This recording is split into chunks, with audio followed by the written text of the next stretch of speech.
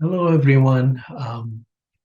My name is Joe Sergi, and I'm the instructor of the Psychology of Wellbeing Certification Program.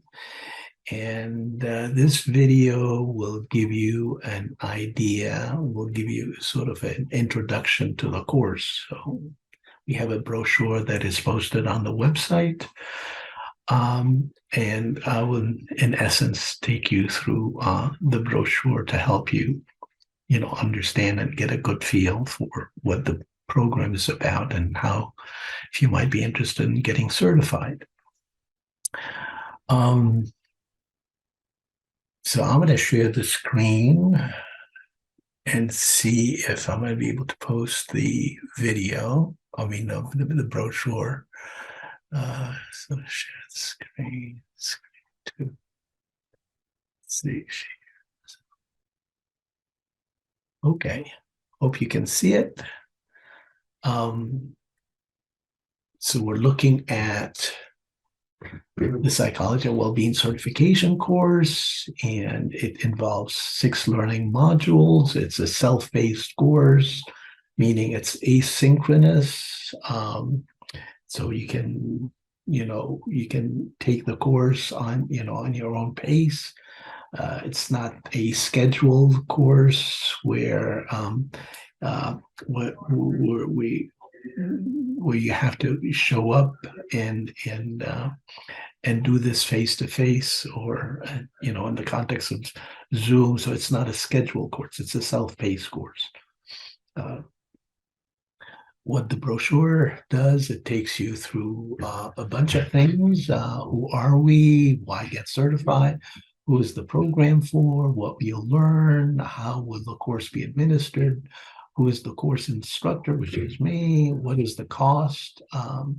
And how about CEUs and that kind of thing. And so who are we? Again, the course is sponsored by the International Society of Quality of Life Studies and the Management Institute for Quality of Life Studies. The International Society of Quality of Life Studies, we call it ISQLS. It's a professional home for quality of life researchers and practitioners, practitioners interested in the science of quality of life and well-being research. It's been founded since 1995. So again, it's a home for, those professionals who are interested in this science. Management Institute for Quality of Life Studies is an organization, a nonprofit organization dedicated to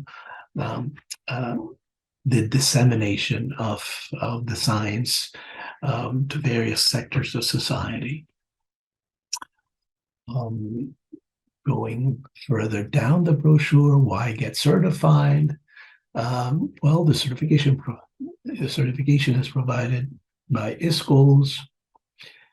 And I'm not going to read all of that. And I'm going to just go down to the principal benefits. It's a philosophical and academic foundation on much of the research on well-being and positive mental health, showing the benefits of the beneficial effects of happy people at work in terms of health and to society at large, understanding how sociocultural factors, income factors, and other demographic factors and biological and health conditions influence well-being and positive mental health, knowledge of how individual process information and from other objective environment and how they manipulate this information to influence well-being and positive mental health, insights into how psychology of well-being applies to various life domains and special populations such as women, children, elderly, and a foundation in theories and models of well-being and positive mental health that integrate and unify disparate concepts and programs of research. So in essence, this is why you get certified. You get a lot of information, and ultimately you get credibility by being certified in knowing that you have that kind of knowledge behind you. Who the program is for? Well, graduate students interested in developing a research project like master's thesis, doctoral dissertation involving topics related to psychology of well-being. Of course, that's a no-brainer. That's pretty obvious. Other people might be interested, would be academic scholars interested in developing research expertise in the psychology of well-being. Then we've got, practitioners, public policy officials interested in the science of well-being to guide decision making.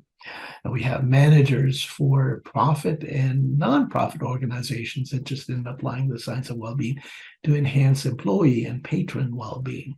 Researchers employed by national bureaus of statistics, again, might be interested in getting certified. Quality of life well-being coaches interested in using the research to help counsel clients. Again, that would be another target audience. What you learn, the whole course is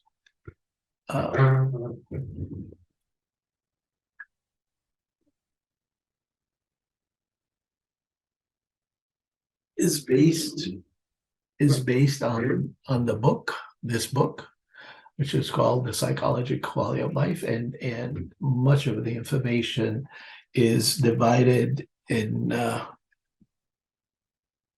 terms of these different modules. There's 6 different modules: introduction, objective reality, subjective reality, life domain, special population theories and models. So we'll be talking a lot about, again, these different modules momentarily. Well, let's do it right now. So let's start out with Module 1. Module 1 gets into, an introduction to the psychology of well-being. And in that module, and again, these are the chapters from the textbook, the book that I just showed you. We get into the philosophical foundations of the psychology of well-being. Happiness is both a philosophical and a psychological concept. Happiness is a strong and universal motive.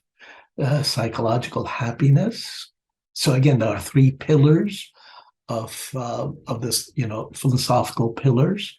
One is called psychological happiness, which translates psychologically to hedonic and emotional well-being. The other pillar is psychological happiness.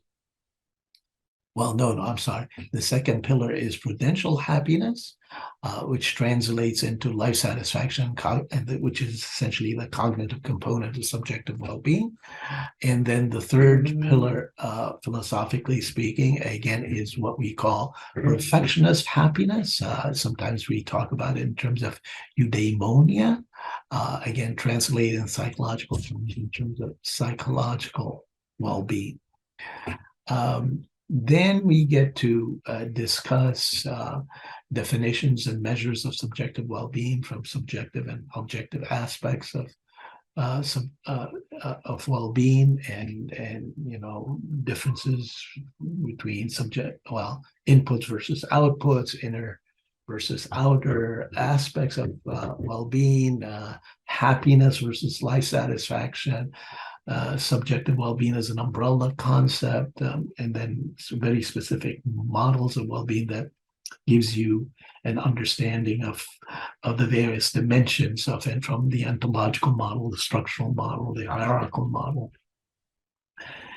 Then we get into understanding the positive outcomes of well-being. Again, understanding the positive outcome of well-being sets the stage to understanding how important well-being in almost every discipline. So we'll get to understand the positive outcomes in terms of health, in terms of achievement and work, in terms of social relationships and pro-social behavior, trust, and future happiness. We'll get to discuss what is an optimal level of happiness. Is there such a thing as maximum versus optimal levels of well-being? And then we'll make, why is well-being so adaptive to the human condition? And then we'll talk about the converse of well-being, which is ill-being, and make the distinction between well-being and ill-being. Going down to module 2, this is where we will focus on objective reality. And again, we make a distinction between objective and subjective reality. Objective reality are the conditions out there, physically speaking. Things like technology, the economy, politics, sociocultural effects. So again, we'll look at the science of the research that shows how these objective conditions affect subjective well-being. Will expose the student to, again, the effects of resources such as time, money, and income and wealth, and how these conditions, these resources affect how they contribute to well-being. We get into demographics such as age, how young people versus older people, and what's the difference between younger people versus middle age versus elder populations in terms of the well-being, and what's the psychology behind it. We get into gender difference between men and women. Whether there are any differences, and what is the science telling us about these differences. And yes, there is some differences. We can get into evolutionary psychology and understand those differences in a rich way.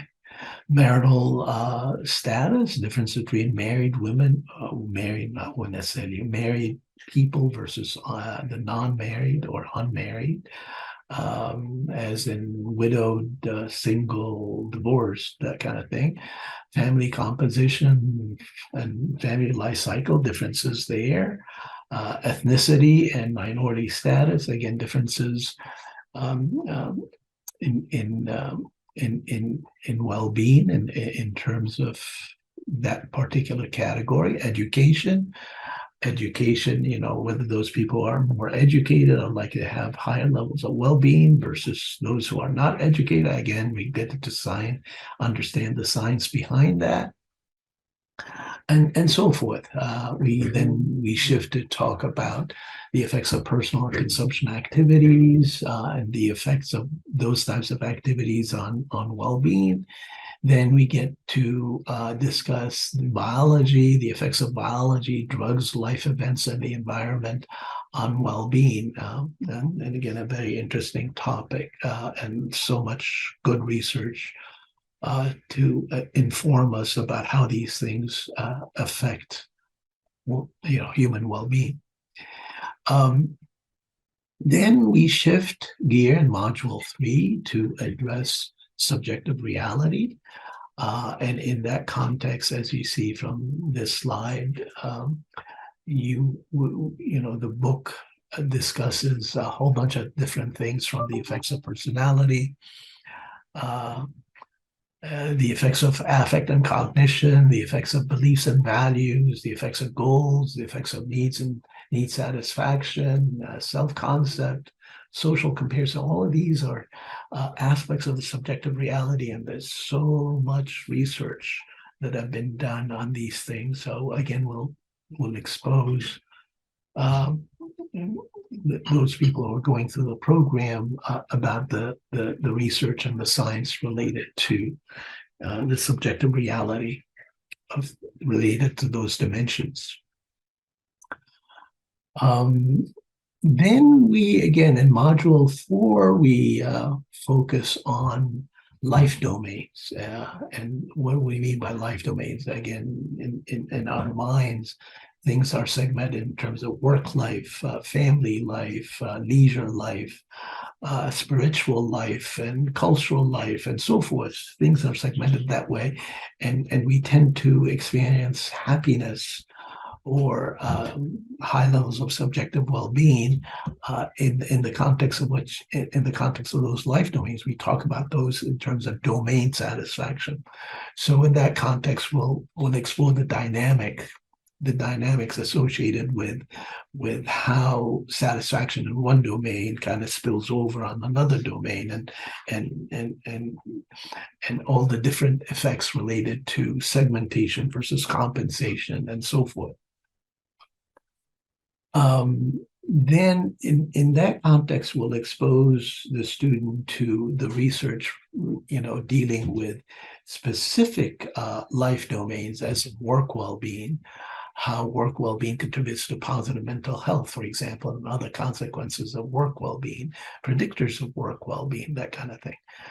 Residential well-being, same thing, material or what we call economic well-being. Sometimes we talk about that as financial well-being too. And then we shift gear and talk about social well-being, family well-being, marital well-being, and same kind of thing. We'll talk about the concepts, the measures, the antecedents, and so forth. Health well-being, the impact of health well-being on subjective aspects of quality of life, the predictors of health well-being, leisure well-being, and leisure well-being and other domains like spiritual well-being, political and national well-being, environmental well-being, educational well-being, sexual well-being, and so forth. Then in Module 5, we focus our attention on population segments. So in that context, as you see from this slide, or this part of the brochure, again, there's much discussion about the well-being of children and youth, the well-being of older adults, the well-being of women, the well-being of certain geographic population segments, certain countries, for example, country-specific well-being, region-specific well-being, as for example, North America versus South America versus Europe versus sub-Saharan Africa versus the Middle East, and so forth. And again, what is the documentation of well-being in those geographic segments? Then we talk about, again, specialty population segments, as in the well-being of mentally ill, the disabled, the drug addicts, sexual minorities, sexual workers, emergency personnel, and healthcare and service providers, immigrants and refugees, teachers, caregivers, tourists, residents of tourist communities. Again, so much research on different population segments, and we'll expose you to that kind of research.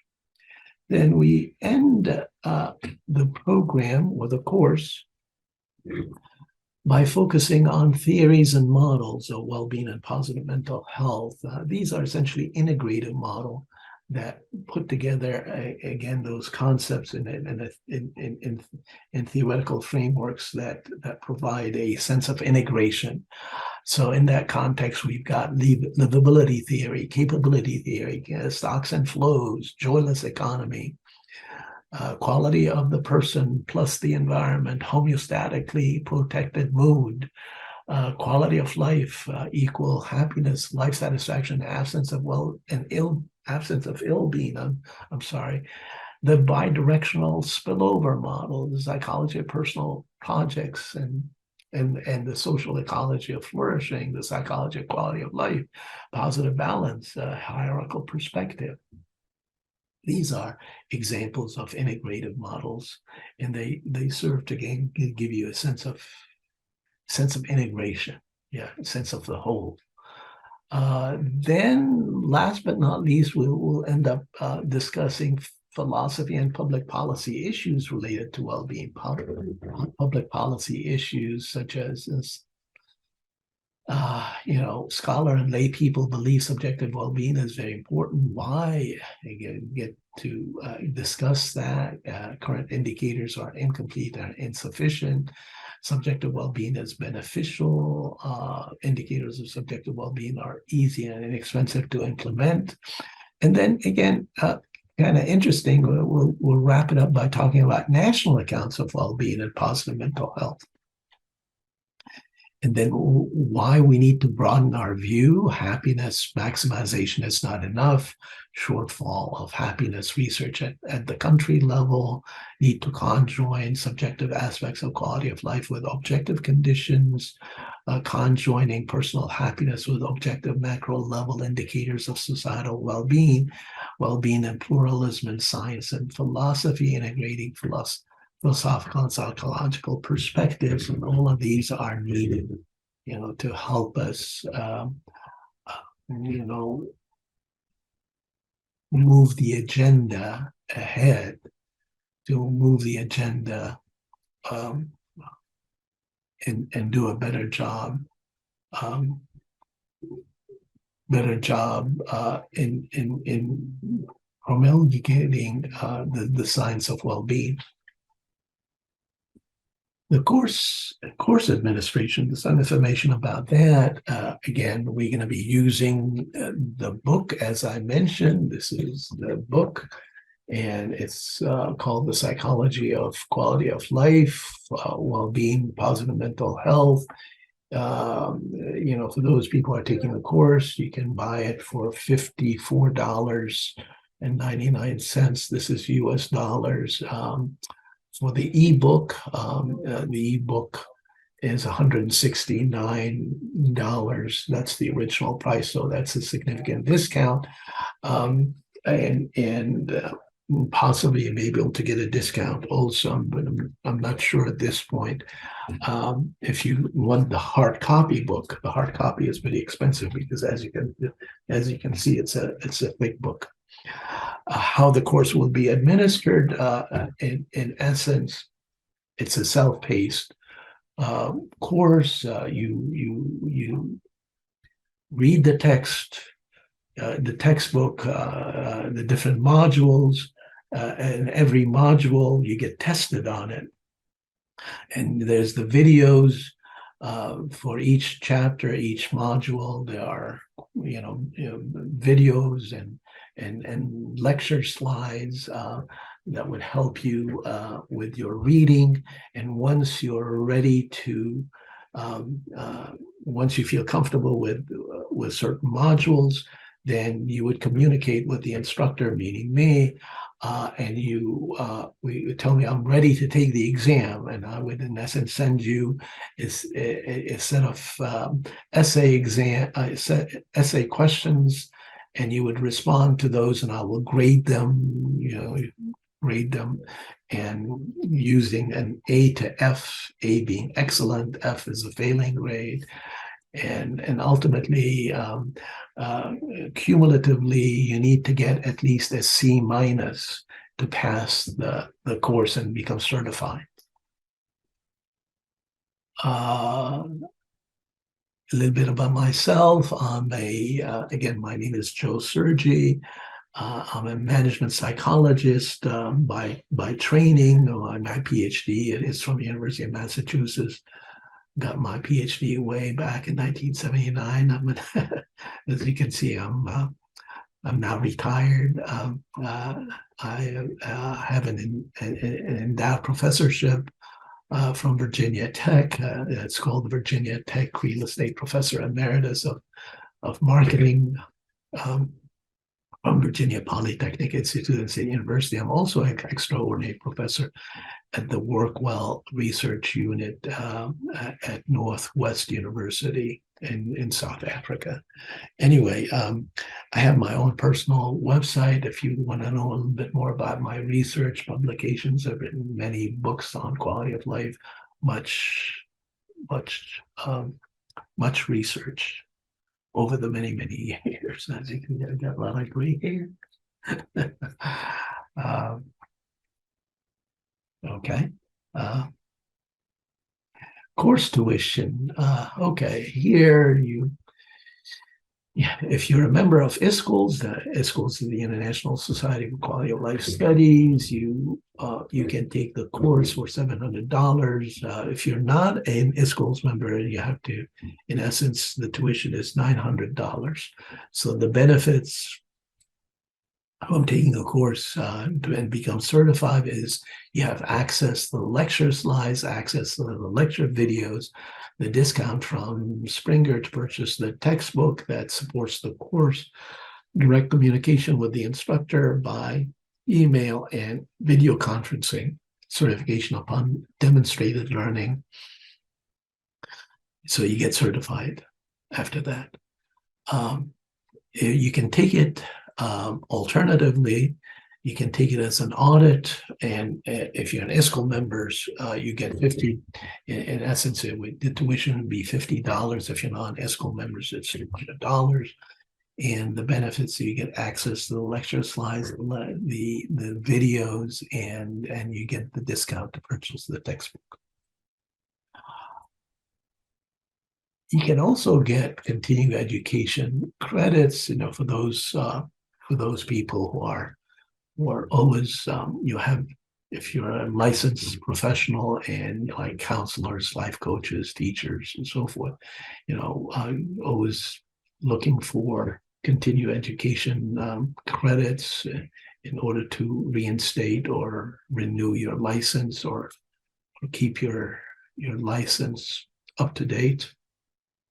So this course amounts to 10 contact hours, which is equivalent to 1 continuing education unit. Okay, that sort of gives you an idea of the course, and I hope you sign up. If you have any questions, don't hesitate to contact me.